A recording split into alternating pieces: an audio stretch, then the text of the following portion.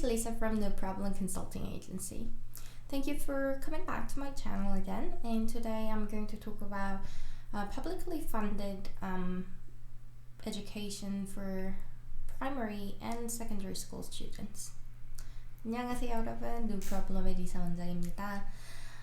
오늘은 자녀무상에 대해서 이야기를 좀 해보고 싶은데요. 여러분들 뭐 많이 들어보셨을 거예요.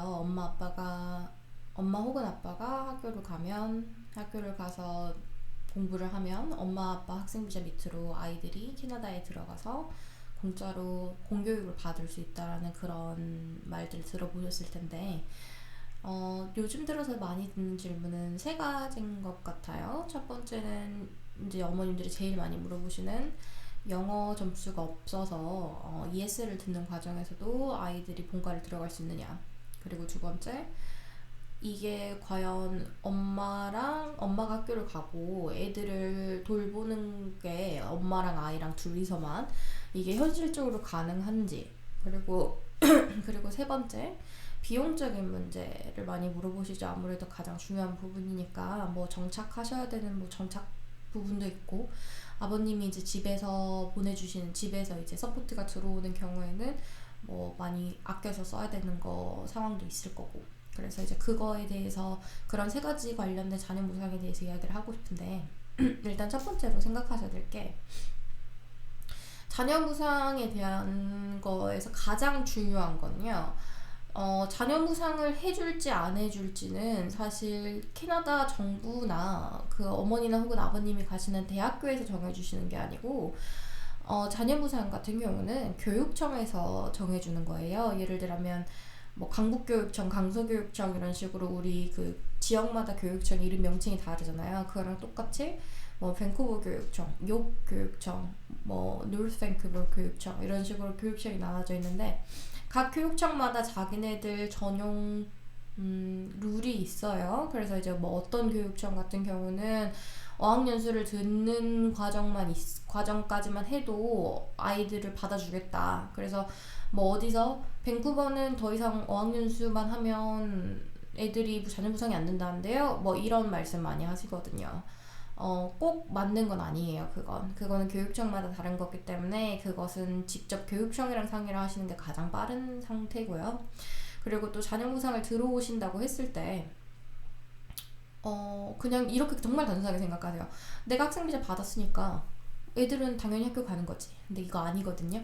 보통 일반적으로 어떻게 설명을 드리냐면, 빨리 들어오라고 말씀을 드려요. 예를 들면 어머니가 9월 달에 학교를 입학을 시작을 하신다면 적어도 7월에는 들어오셔서 집을 찾고, 그래서 보통 자기 사는 주거지가 나와 있는 계약서가 없으면 교육청에서는 자녀무상 교육을 신청을 할 수가 없기 때문에 아이가 학교에서 그러니까 지금 보면 아이가 학교를 들어가려면 자기가 원하는 교육청과 가까운 위치에 있으셔야 되거든요. 예를 들면 나는 코키틀람에 있는 뭐 코키 학교를 가고 싶다라고 하시면 그 아이가 살고 있는 지역 레지던셜 에리어가 코키틀람이에요. 그러면 이제 어머니들이 보실 때 뭘 보셔야 하냐면, 애가 가고 싶은 학교에 있는 지역군에 들어가 있는 지역에 사셔야 되는 거죠.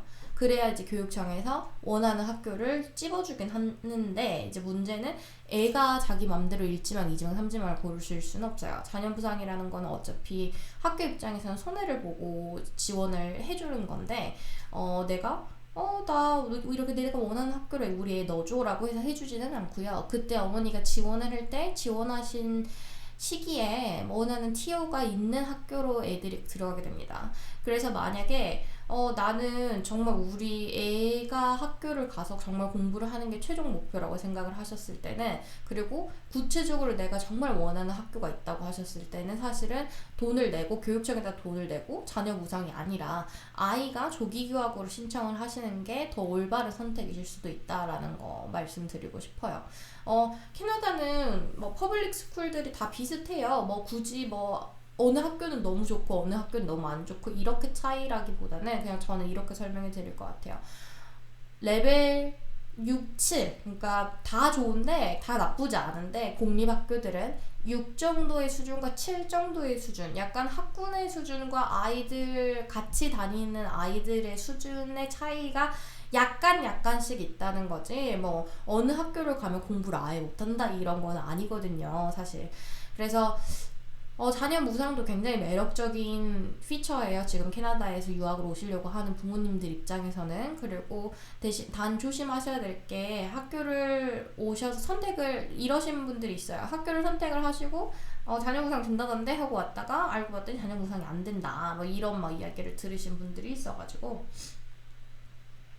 그러다 보니까 이제 오셔서 저한테 연락을 하시죠. 자녀 부상이 된다고 했는데 와서 보니까 자녀 부상이 안 된다더라. 뭐 이런 이야기들.